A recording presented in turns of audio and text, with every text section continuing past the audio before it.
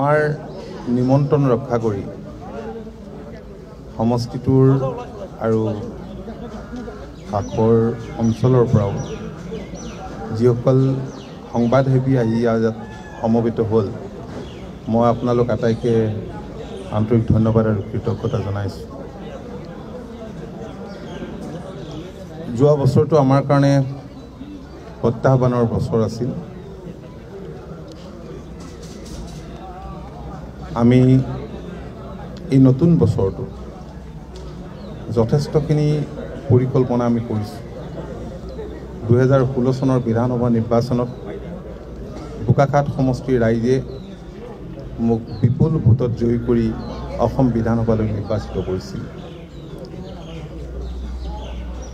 আমাৰ লক্ষ্য আছিল এই পিছপৰা সমষ্টিটোক সৰ্বাংগীন দিশত আগুৱাই লৈ যোৱাৰ।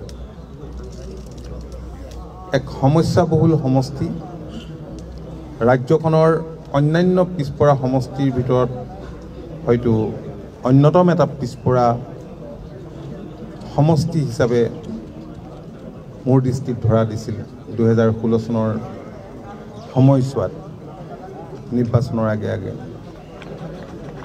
মোৰ লক্ষ্য আছিল যে ৰাজ্যখনৰ যিবিলাক আগবঢ়া সমষ্টি আছে সেইবিলাকৰ লগত সম উন্নয়ন, সমবিকাশ সম্ভৱ কৰি তোলা আৰু পাৰ্যমানে যোৱা সময়ছোৱাত বিভিন্ন প্ৰত্যাহ্বানৰ মাজেৰে আমি সমষ্টিটোৰ বিকাশৰ ক্ষেত্ৰত আন্তৰিকতাৰে চেষ্টা কৰিছিলোঁ। মই বিভিন্ন ঠাইলৈ গ'লে বহুত সমস্যা দেখা পাওঁ আৰু ৰাইজে সকলোবোৰ সমস্যাৰ সমাধান বিচাৰে, কাৰণ সমস্যাবোৰ দীৰ্ঘদিন ধৰি টোপ খাই আছে। ইমানেই সমস্যা আছে আৰু আটাইতকৈ ডাঙৰ কথা হৈছে যে আমাৰ সমষ্টিটোৰ প্ৰায় আধা অংশ প্ৰত্যেক বছৰে বানপানীত ডুব যায়। বিভিন্ন প্ৰাকৃতিক দুৰ্যোগ আছেই। কাজিৰঙাৰ কাষতে অভয়াৰণ্য আমাৰ কাজিৰঙা আছে, অন্যান্য প্ৰাকৃতিক দুৰ্যোগ আছে। আমি যোৱা সময়ছোৱাত প্ৰতিটো অঞ্চলৰ উন্নয়নৰ কাৰণে কেতবোৰ আঁচনি গ্ৰহণ কৰিছিলোঁ আৰু বিশেষভাৱে ইয়াৰ আটাইতকৈ এটা ডাঙৰ স্থানীয় ৰাইজৰ মূল দাবী আছিল যে ইয়াৰ চিকিৎসালয়খন গঢ়ি তোলা। আমি 2 বছৰৰ ভিতৰত চিকিৎসালয়খনৰ আধাৰশিলা স্থাপন কৰি সেইখনৰ কাম সম্পূৰ্ণ কৰি মাননীয় স্বাস্থ্যমন্ত্ৰী ডক্টৰ হিমন্ত বিশ্ব শৰ্মা ডাঙৰীয়াৰ হতুৱাই আমি আনুষ্ঠানিকভাৱে আমি উদ্বোধন কৰিলোঁ, য'ত 20টা ICU আছে আৰু ভেণ্টিলেশ্যনৰ সুব্যৱস্থা আছে। কাৰণ আমি সকলোৱে জানো যে এই এৰিয়াটো এক্সিডেণ্ট প্ৰোন এৰিয়া আৰু সেইবাবে মাননীয় মন্ত্ৰীগৰাকীয়ে ইয়াত এটা ট্ৰমা চেণ্টাৰ দিয়াৰ ঘোষণাও কৰিছে। তাৰ কাৰণে কাম কাজ কৰিবৰ কাৰণে ইয়াৰ প্ৰক্ৰিয়া আৰম্ভ কৰিছে আৰু ট্ৰমা চেণ্টাৰ হ'লে 9জন ডাক্তৰ তাত নিগাজি গৈ থাকিব। এইটো এটা দীৰ্ঘদিনীয়া দাবী আছিল, এই সমস্যাটো সমাধান হ'ল। ইয়াৰ উপৰিও বোকাখাটত আমাৰ যিমানখিনি মাটি আছে, নামত ষ্টেডিয়াম, কিন্তু ইয়াত আৰবেৰ একো নাই আৰু ষ্টেডিয়ামত থাকিব লগা সুবিধাখিনি নাছিল। আমি এখন সৰ্বাংগ সুন্দৰ আটক ধুনীয়া লেখত ল'বলগীয়া ষ্টেডিয়াম গঢ়ি তুলিবৰ কাৰণে আমি প্ৰচেষ্টা হাতত লৈছোঁ, তাৰ কাম চলি আছে। ইয়াৰ উপৰিও আপোনালোকে জানে যে কাজিৰঙাত এখন ভেঞ্চাৰ কলেজ আছিল। কলিয়াবৰৰ পৰা বোকাখাটলৈকে মাজত কোনো মহাবিদ্যালয় নাই, উচ্চ শিক্ষানুষ্ঠান। আৰু কাজিৰঙাত আমি সেইবাবে দাবী জনাইছিলোঁ চৰকাৰক, মাননীয় মন্ত্ৰীগৰাকীক কৈছিলোঁ, মুখ্যমন্ত্ৰী ডাঙৰীয়াক কৈছিলোঁ যে কলেজখন চৰকাৰীকৰণ কৰিব লাগে। কিন্তু সেই ঠাইতেই 5খন ৰাজ্যখনৰ মডেল কলেজ দিছে, তাৰ ভিতৰত সেই কলেজখনো মডেল কলেজ হিচাপে চৰকাৰে ঘোষণা কৰিলে। মই ভাবোঁ যে ইয়াৰ জৰিয়তে নিশ্চয় আমাৰ ছাত্ৰ ছাত্ৰীসকল উপকৃত হ'ব, জ্ঞানৰ মুকুতা বুটলিবলৈ সক্ষম হ'ব। আমি এখন অৰ্কিড পাৰ্ক, আন্তঃৰাষ্ট্ৰীয় মানদণ্ডৰ এখন অৰ্কিড পাৰ্ক কহৰাত নিৰ্মাণ কৰিবলৈ প্ৰচেষ্টা লোৱা হৈছিল। কাম কাজ ইতিমধ্যে আৰম্ভ হৈছে। মুখ্যমন্ত্ৰী ডাঙৰীয়াই আধাৰশিলা স্থাপন কৰিছে আৰু যুদ্ধকালীন ক্ষিপ্ৰতাৰে এই কাম সম্পূৰ্ণ কৰিবৰ কাৰণে প্ৰচেষ্টা হাতত লোৱা হ'ব আৰু এই অৰ্কিড পাৰ্কখন হ'ব উন্নত মানদণ্ডৰ আন্তঃৰাষ্ট্ৰীয় পৰ্যায়ৰ। ইয়াৰ উপৰিও আমি এখন ভেটেৰিনেৰী স্কুল য'ত ভেটেৰিনেৰী ফিল্ড এছিষ্টেণ্টবিলাক ট্ৰেইনিং দিয়া হয়, আমি এখন স্কুল ইয়াত নিৰ্মাণ কৰি আছোঁ। কাম প্ৰায় সম্পূৰ্ণ হোৱাৰ পথত আৰু আমি ভাবিছোঁ যে এই মাহৰ শেষৰ ফালে এই ভেটেৰিনেৰী স্কুলখন আমি আনুষ্ঠানিকভাৱে মুকলি কৰিম, কাৰণ 370জন আমি এতিয়া নতুনকৈ ভেটেৰিনেৰী ফিল্ড এছিষ্টেণ্টৰ কাৰণে আমি চিলেক্ট কৰিম আৰু সেইসকলক অন্য ঠাইৰ লগতে ইয়াতো প্ৰশিক্ষণৰ ব্যৱস্থা কৰা হ'ব। এটা মিল্ক পাৰ্লাৰ ইয়াত নিৰ্মাণ কৰা হৈছে আৰু ইয়াত যিটো মিল্ক প্ৰচেছিং ইউনিট আছে সেইটো ডাঙৰ কৰিবলৈ বিচৰা হৈছে। তাত 1 কোটিতকৈ অধিক টকা নতুনকৈ ধাৰ্য কৰা হৈছে। ইয়াৰ উপৰিও আমাৰ চৰকাৰে গুৰুত্ব আৰোপ কৰিছে আৰ্টিফিচিয়েল ইনচেমিনেশ্যনৰ ওপৰত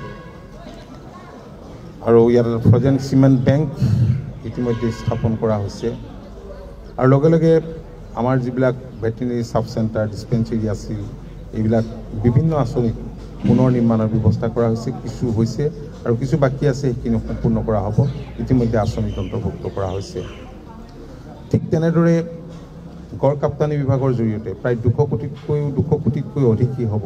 আমি ৰাস্তা পদূলিৰ আমি কাম সমষ্টিটোৰ বিভিন্ন ঠাইত কৰিছোঁ, নগৰৰ পৰা গাঁৱলৈকে। আৰু দীৰ্ঘদিন ধৰি য'ত বাঁহৰ দলং আছিল, যাতায়াতৰ সুচল ব্যৱস্থা নাছিল, বিশেষকৈ গুলুং টেমেৰাত, আমি সেইখিনি কাম আমি সম্পূৰ্ণ কৰিছোঁ কমলাবাৰী ৰাস্তাত।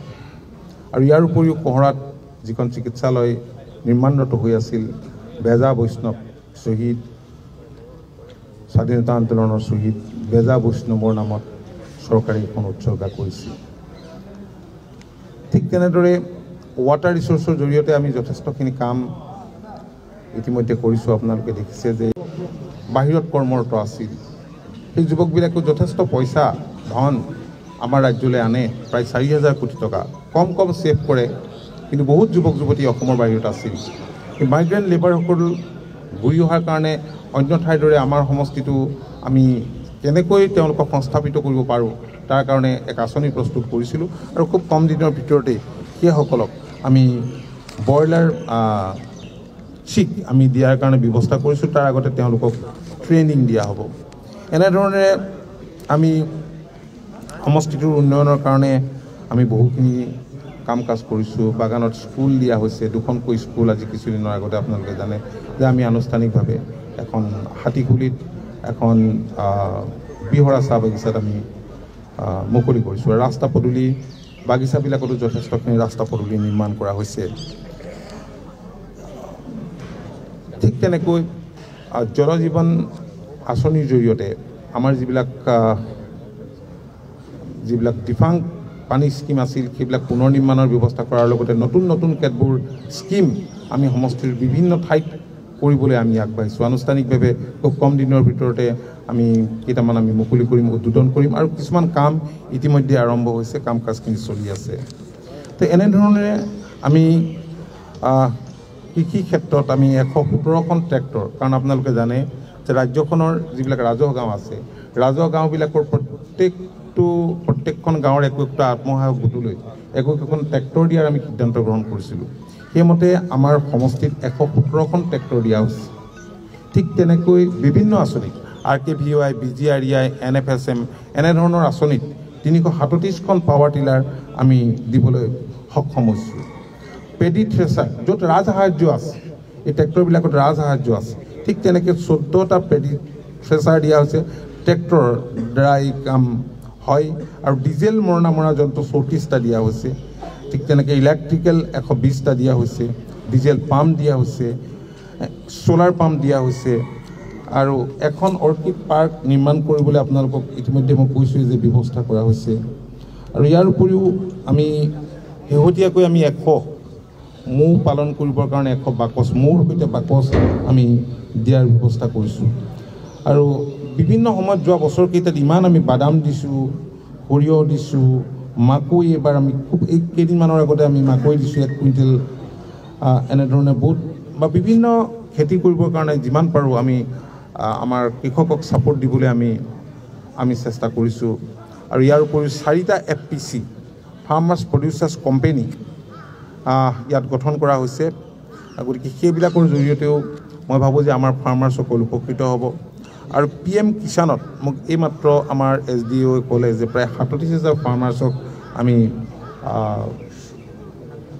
6,000কৈ 2,000 তিনিটা কিস্তিত তেওঁলোকৰ একাউণ্টত পইচা সোমাব 37,000 ফাৰ্মাৰ্ছক দিয়া হৈছে 9,000 মুখ্যমন্ত্ৰী কৃষি সঁজুলি যোজনাৰ জৰিয়তে ফাৰ্মাৰ্ছক পইচা দিয়া হৈছে 5,000কৈ দিয়া হয় এনেধৰণে কৃষি ক্ষেত্ৰখনলৈ এক পৰিৱৰ্তন আনিবৰ কাৰণে আমি যিমান পাৰোঁ আমি আন্তৰিকতাৰ চেষ্টা কৰিছোঁ ইয়াৰ এলেকাত ডাঙৰ কাম কাজ হৈ আছে কাজিৰঙাৰ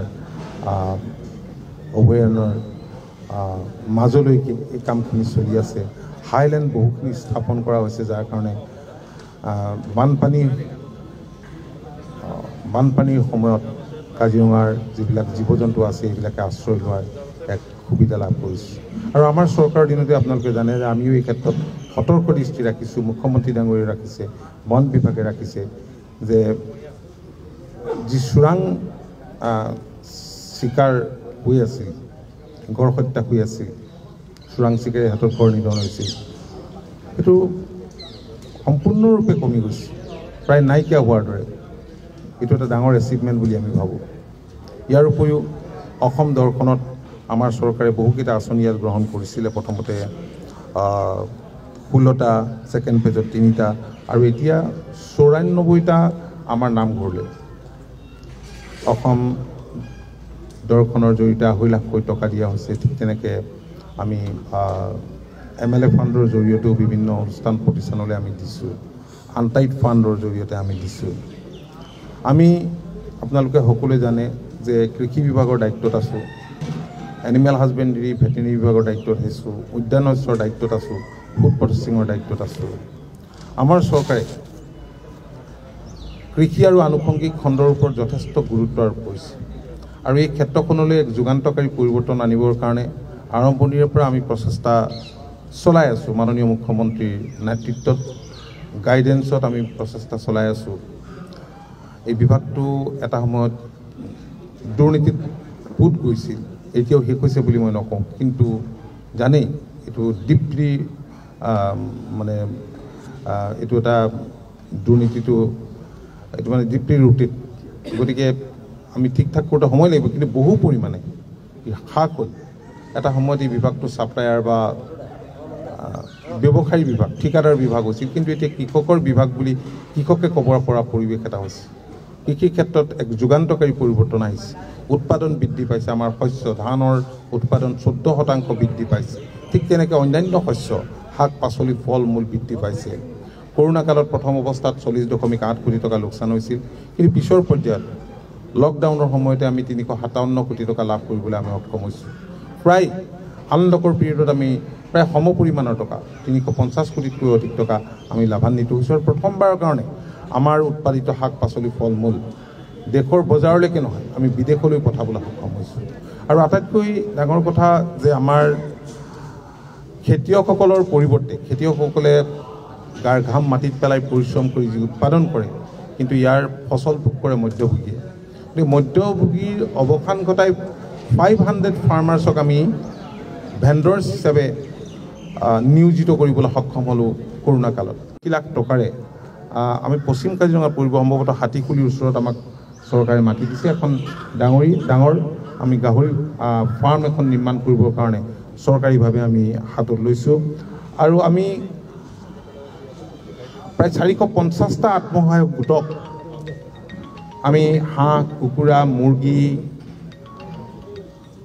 গৰু ছাগলী আমি দিয়াৰ ব্যৱস্থা কৰিছোঁ আবেদন সংগ্ৰহ কৰি আছে এইটো SDO কাৰ্যালয়ে কৰিছে ভেটেনেৰী ডিপাৰ্টমেণ্টৰ সহযোগত যিসকলে আবেদন কৰিছে আবেদনকাৰীৰ মাজৰ পৰা গোটবিলাক নিৰ্বাচিত কৰি সেই গোটবিলাকক আমি এনেধৰণে স্বনিয়োজনৰ ব্যৱস্থা আমি কৰিব খুজিছোঁ আৰু তাৰ আগে আগে এই গোটবিলাকক প্ৰশিক্ষণ দিয়া হ'ব এনেধৰণে আমি কিছুমান আঁচনি আমাৰ সমষ্টিটোৰ ডেভেলপমেণ্টৰ কাৰণে আমি লৈছোঁ মই ভাবোঁ যে আৰু কৰিবলগীয়া যথেষ্টখিনি কাম আছে আৰু পঞ্চায়ত DRDৰ জৰিয়তেতো যিবিলাক 14 ফাইনেন্স 15 ফাইনেন্সৰ জৰিয়তে যথেষ্টখিনি কাম কাজ ইয়াত হৈ আছে আৰু গ্ৰাম্য গাঁওবিলাকত ইলেক্ট্ৰিফিকেশ্যন হৈ আছে আপোনালোকে জানে বহুত ইলেক্ট্ৰিফিকেশ্যন প্ৰতিখন গাঁৱত হ'ল এনেধৰণৰ ডেভেলপমেণ্টৰ কাম কাজবিলাক আমি কৰি আছোঁ মই আশা কৰিছোঁ যে আপোনালোকে ভৱিষ্যতৰ দিনত আমাক নিশ্চয় সহযোগিতা আগবঢ়াব আৰু আপোনালোকক ধন্যবাদ আৰু কৃতজ্ঞতা জনাইছোঁ যোৱা সময়ছোৱাত আপোনালোকে আমাক যেনেধৰণে সহযোগিতাৰ হাত সম্প্ৰসাৰিত কৰিছে তাৰ বাবে আৰু গঠনমূলক সমালোচনাবিলাকো মই দেখিছোঁ বাতৰি কাকততে হওক তো মই অনুভৱ কৰিছোঁ যে ৰাইজে আমাৰ ওপৰত বিশ্বাস আৰু আস্থা স্থাপন কৰিছে কাৰণ আপোনালোকে জানে যে 1979 চনৰ পৰা 85 চনলৈ যি গণ আন্দোলন হৈছিল গণ আন্দোলনৰ ফলশ্ৰুতিতে অসম গণ পৰিষদ দলে জন্ম লাভ কৰিছিল অসম গণ পৰিষদ দল ক্ষমতাত আহিছিল কিন্তু এনেকুৱা একটা পৰিৱেশৰ পিছতো যিটো আন্দোলনত ৰাজ্যখনৰ বিভিন্ন ভাষা ভাষী ধৰ্মাৱলম্বী লোকে অংশগ্ৰহণ কৰিছিল তাৰ পিছতো 57খন আসনহে আমি সেই সময়ত লাভ কৰিবলৈ আমি সক্ষম হৈছিলোঁ এই কথাখিনি আপোনালোকে জানে আৰু মানুহৰ আশা আছিল যে বিদেশী নাগৰিকৰ সমস্যাটোৰ আকৌ সমাধান হ'ব চিনাক্তকৰণ হ'ব বহিষ্কৰণ হ'ব বাংলাদেশৰ লগত প্ৰত্যাৱৰ্তন চুক্তি হ'ব IMDT আইন বাতিল হ'ব কিন্তু সেয়া আমাৰ চৰকাৰ দিনত সম্ভৱ নহ'ল আৰু কেন্দ্ৰীয় চৰকাৰ আছিল চুক্তি ৰূপায়ণৰ নডেল মিনিষ্ট্ৰী আৰু IMDT আইন আছিল মূৰ হেঙাৰ কিন্তু মানুহৰ আশা আছিল যে আন্দোলনৰ নেতৃত্বই গৈ অসম গণ পৰিষদ দলৰ নেতৃত্ব ল'লে গতিকে স্বাভাৱিকতে গোটেই কামখিনি খুব ভালদৰে হৈ যাব চৰকাৰখন যদি আহে AGP চৰকাৰ কিন্তু AGPয়ে সেই সময়ত বা চৰকাৰেও নিজৰ সীমাবদ্ধতাৰ কথা ৰাইজক সঠিকভাৱে বুজাই কোৱাত হয়তো সফল নহ'ল যাৰ কাৰণে ৰাইজে আমাক বেয়া পালে 91 চনত কংগ্ৰেছ দল ক্ষমতালৈ আহিল 96 চনত আমি পুনৰ আহিলোঁ সেই সময়ত বামপন্থী দল CPI CPMে আমাক সহযোগিতা কৰিছিল আপোনালোকে জানে মিত্ৰতাত আছিল আমি চৰকাৰত আছোঁ মিত্ৰতাৰে আমি নিৰ্বাচন খেলিলোঁ 14জন আমাৰ বিধায়ক হ'ল আৰু আমি মিত্ৰজোঁট চৰকাৰৰ এতিয়া অংশীদাৰ মিত্ৰজোঁট চৰকাৰৰ অংশীদাৰ হৈ যোৱা দিনবিলাকত আমি দৃঢ়তাৰে দাবী কৰিব পাৰোঁ যে সোণোৱাল ডাঙৰীয়াৰ নেতৃত্বত ৰাজ্যখনৰ বিকাশ ত্বৰান্বিত হৈছে আৰু আটাইতকৈ ডাঙৰ এচিভমেণ্টটো মই এইটো বুলি ভাবোঁ যে গুড গভৰ্নেন্স দিবলৈ আমাৰ চৰকাৰ সক্ষম হৈছে এতিয়া যোৱাকালি মাননীয় মুখ্যমন্ত্ৰীয়ে যিসকল নতুনকৈ যুৱক যুৱতীয়ে ACS লাভ কৰিছে সেইসকলৰ লগত বাৰ্তালাপ কৰিছে খুব দুখীয়া পৰিয়ালৰ একেবাৰে গাঁৱৰ ভিতৰৰ পৰা আহিছে কোনোবাই যিসকলে যোৱা সময়ছোৱাত কংগ্ৰেছৰ শাসনকালত যেনেদৰে APSC সম্পৰ্কত বা APSC পৰীক্ষাবিলাকত দুৰ্নীতি হোৱাৰ অভিযোগ আছিল কোনো দিবলৈ হয়তো সাহস নকৰিলেহেঁতেন কিন্তু আজি সেই পৰিৱেশ পৰিস্থিতিৰ অৱসান ঘটিছে এটা নিকা প্ৰশাসন গঢ়ি তোলাৰ যি চৰকাৰৰ সদিচ্ছা আমি ভাবোঁ যে এই ক্ষেত্ৰত আমি সফল কাম হৈছোঁ গতিকে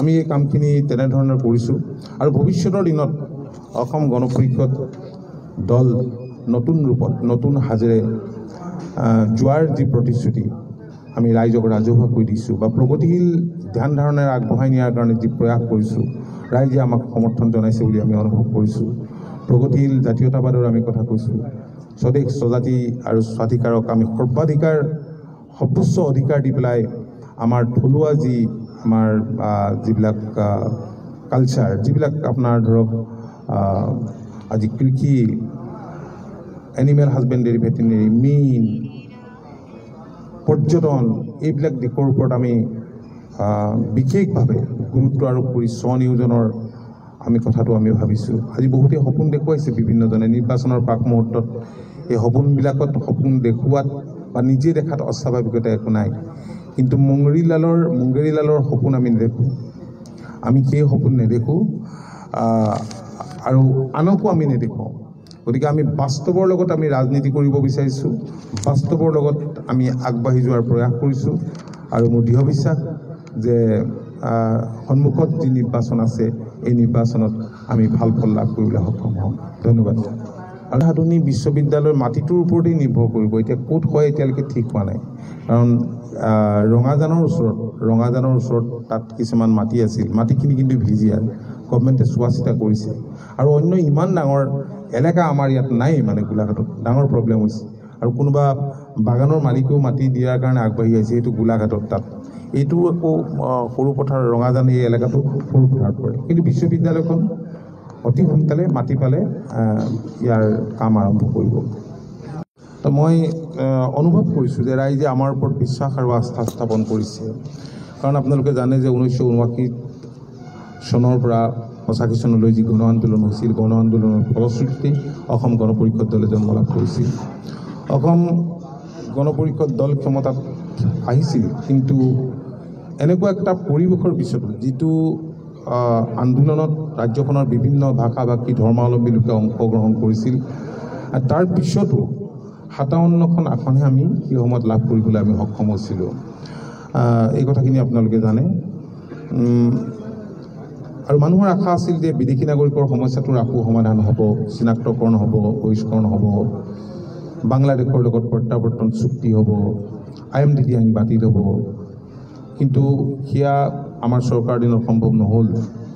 আৰু কেন্দ্ৰীয় চৰকাৰ আছিল চুক্তি ৰূপায়ণৰ নডেল মিনিষ্ট্ৰী, আৰু IMDT আইন আছিল মূৰ হেঙাৰ। কিন্তু মানুহৰ আশা আছিল যে আন্দোলনৰ নেতৃত্বই গৈ অসম গণ পৰিষদ দলৰ নেতৃত্ব ল'লে, গতিকে স্বাভাৱিকতে গোটেই কামখিনি খুব ভালদৰে হৈ যাব চৰকাৰখন যদি আহে AGP চৰকাৰ। কিন্তু AGPয়ে সেই সময়ত বা চৰকাৰেও নিজৰ সীমাবদ্ধতাৰ কথা ৰাইজক সঠিকভাৱে বুজাই কোৱাত হয়তো সফল নহ'ল, যাৰ কাৰণে ৰাইজে আমাক বেয়া পালে। 91 চনত কংগ্ৰেছ দল ক্ষমতালৈ আহিল, 96 চনত আমি পুনৰ আহিলোঁ। সেই সময়ত বামপন্থী দল CPI CPM আমাক সহযোগিতা কৰিছিল, আপোনালোকে জানে, মিত্ৰতাত আছিল। আমি চৰকাৰত আছোঁ, মিত্ৰতাৰে আমি নিৰ্বাচন খেলিলোঁ, 14জন আমাৰ বিধায়ক হ'ল, আৰু আমি মিত্ৰজোঁট চৰকাৰৰ এতিয়া অংশীদাৰ। মিত্ৰজোঁট চৰকাৰৰ অংশীদাৰ হৈ যোৱা দিনবিলাকত আমি দৃঢ়তাৰে দাবী কৰিব পাৰোঁ যে সোণোৱাল ডাঙৰীয়াৰ নেতৃত্বত ৰাজ্যখনৰ বিকাশ ত্বৰান্বিত হৈছে। আৰু আটাইতকৈ ডাঙৰ এচিভমেণ্টটো মই এইটো বুলি ভাবোঁ যে গুড গভৰ্নেন্স দিবলৈ আমাৰ চৰকাৰ সক্ষম হৈছে।